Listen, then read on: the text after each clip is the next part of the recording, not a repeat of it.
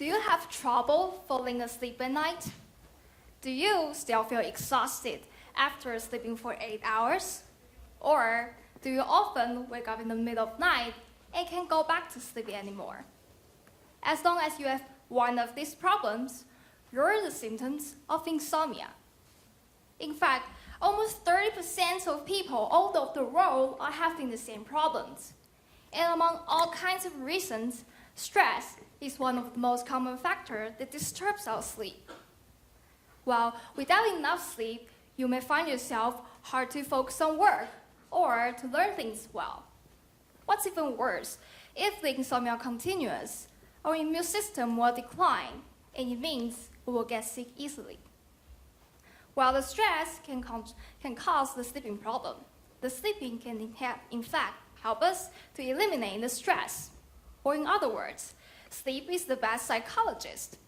So with this concept, the question of how to sleep well becomes an important issue to explore. To answer these questions, my research team took a different approach. Instead of studying the patient with insomnia, we studied the patients with narcolepsy. These patients are having trouble keeping themselves awake and have really low responses when facing the stress. This is due to a loss of a special peptide called hypocretin. This peptide has long been understood as a core to maintain people's wakefulness. However, the correlations between stress-induced insomnia and hypocretin has not received a lot of attention. So, combining this interesting phenomenon, we want to know, does the hypocretin regulate the stress-induced insomnia? In order to figure out the correlations, we use electrical shock to mimic the stress behavior on rats. Then, we collected their brain tissue to detect whether the hypocretin had increased in the brain after the stress.